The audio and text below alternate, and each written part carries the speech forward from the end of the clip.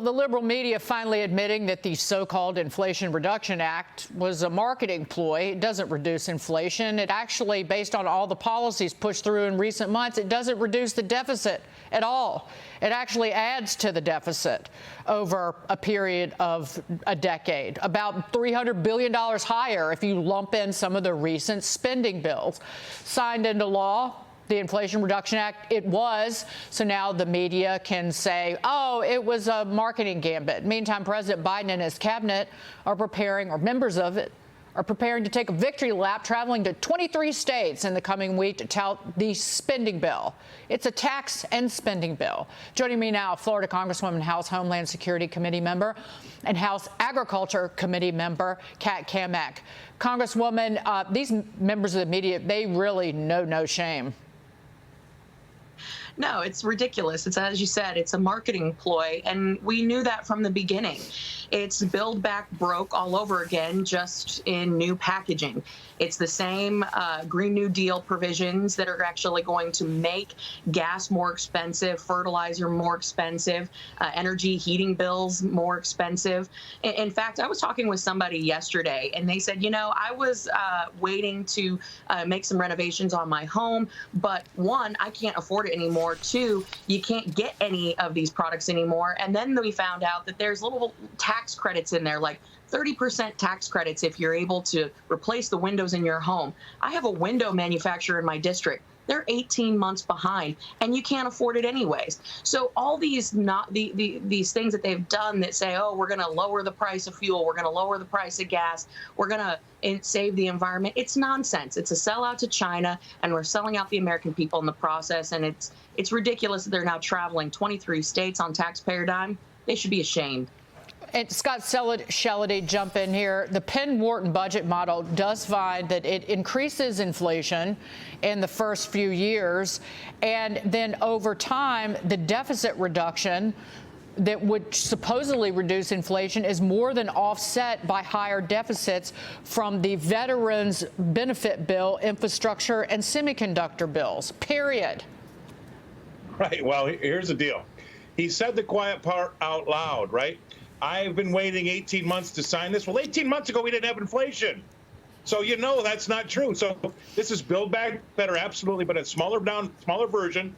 And so he said the quiet part out loud. Number two, to their brilliant marketing ploy. How about this?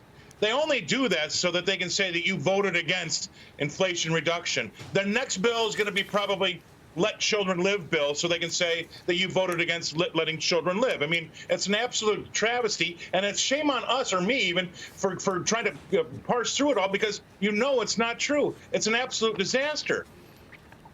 It is. Congresswoman, to Scott's point, inflation was running at, I believe it was 1.4% in December of 2020, and the economy was growing at a 4.5% clip. Annualized clip. So in a year and a half, Joe Biden and company have done what it took both LBJ and Nixon to do to this economy in terms of inflation and slow growth that took them, I think it was about 7 years. Yeah, I mean, that's the thing. It's all marketing, and it's all just smoke and mirrors when it comes to the Democrat agenda. It's like the Affordable Care Act. There's nothing affordable about it. The notion that you can keep your doctor when so many millions of Americans lost their doctors and their plans. That is what their ploy is. They name these bills things that have nothing to do with the actual text. It's like their voting bill, the For the Politicians Act. They had to tuck it into a NASA bill because they couldn't sell it as a total giveaway for voting for non-citizens. That is what they do. And that's why it's so important that we read the bills to know what's actually in it. But unfortunately, Nancy Pelosi doesn't even want us to do that or let the American people know what's in it. So again, more inflation. Even Bernie Sanders isn't buying it. It was a bad idea a year ago when they proposed this legislation. It's a bad idea now, and it's going to hurt even worse.